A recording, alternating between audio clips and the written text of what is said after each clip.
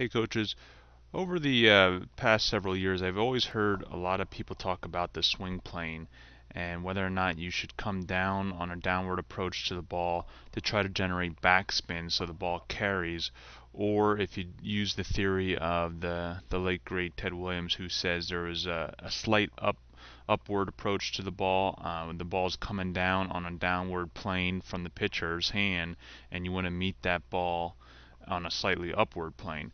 So, and I always agreed with that. And I've heard people talk about the getting the backspin. I never really thought much of it, and but I didn't really go against what people are saying. I just wanted to look at look at this situation for myself and take a couple major league hitters and show you visually what I'm talking about here. And what I did was I took Alfonso Soriano here, and I took Chipper Jones, and we're going to take a look at their bat path, and we're going to see what you're going to notice is the path of the bat to the ball is starting out on a downward plane. Okay, of course it has to because where our hands are located.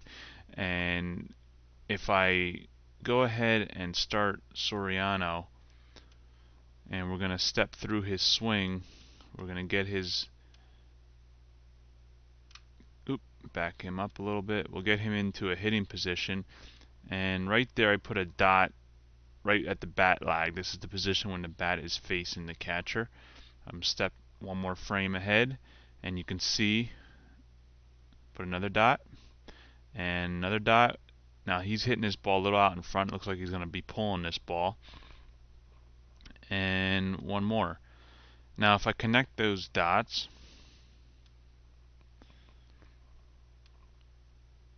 and we go to contact, we can see how the bat is approaching the plane of the ball. The ball's coming from the pitcher's hand on a slightward downward approach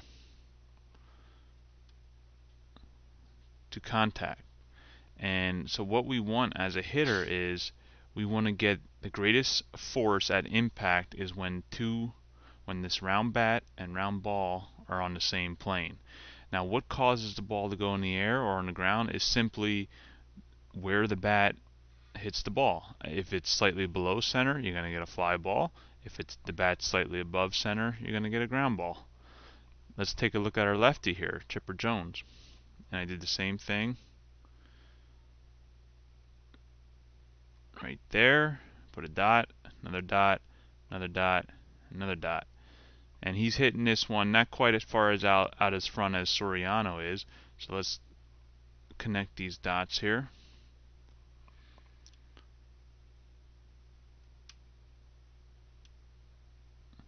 There and right there at contact. So again, you can see how a swing plane starts down from the hitter's position, and as he gets through the zone, it starts leveling out towards the path of the ball coming out of the pitcher's hand. And this particular ball looks like he did hit a little below center, so he hit this ball in the air. So I just wanted to show you guys that. So if you ever hear people talk about getting that backspin and coming down on a downward plane to the ball to get backspin, you might want to think twice about that. And I can show you in 12 different major league hitters, and you're all going to see the same thing. Now, of course, when you hit the ball back towards this way and you're going opposite field, now he's not going to be leveling out as much, or he will just be leveling out. And so the farther out in front, the more likely the path of the bat's going to come up and more on an incline or decline, whichever way you're talking.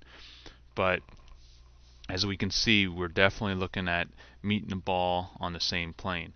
Now, one of our Coaches Club members, Pedro from Miami, brought up a great point the other day in a discussion forum about the 2T drill that we talk about. And if we have a T here that we set up and a T here that we set up, we want to hit the ball out in front. If we set these both at the same height, and what we're doing is we're forcing the player to come over top of that first tee or inside that first tee to get to the second ball. Now he said, what about, is that promoting a chopping motion or a chopping swing? And I said, well, it kind of is.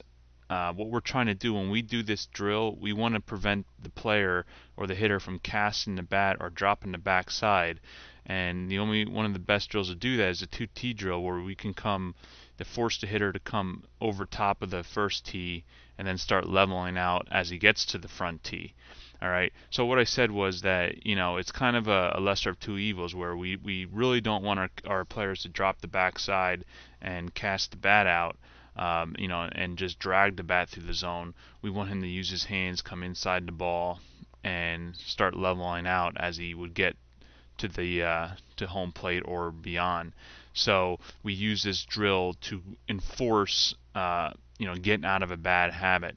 So we don't actually want players to come down on this approach to the ball.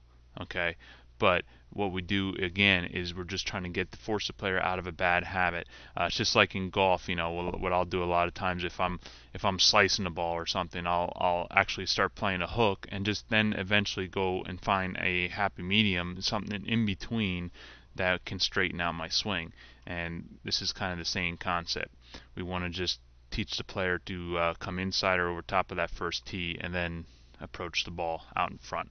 So there you go. There's a quick lesson on swing path, and hopefully you can see for yourself that we want to have that round bat and round ball meet on the same plane, and you're going to get the greatest force of impact.